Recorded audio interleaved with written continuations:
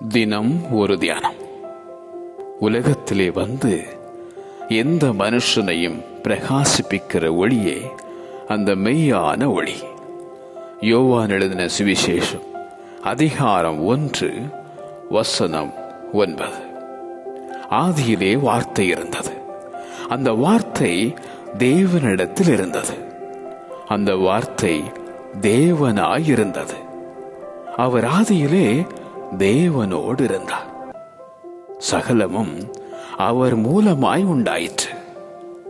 உண்டானதொன்றும் அவராலே அல்லாமல் உண்டாகவில்லை.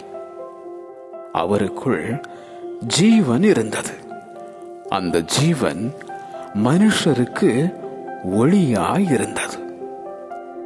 அவருடைய நாமத்தின் மேல் விசுவாசம் உள்ளவர்களாய் அவரை ஏற்றுக்கொண்டவர்கள் எத்தனை பேர்களோ அத்தனை பேர்களும் தேவனுடைய பிள்ளைகளாகும்படி அவர்களுக்கு அதிகாரம் கொடுத்தார்.